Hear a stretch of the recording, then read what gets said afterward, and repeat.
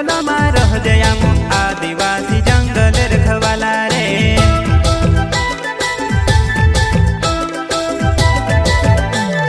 चल जंगल जमीन काज पूजे रे आदिवासी दुनिया ने रखवाला रे।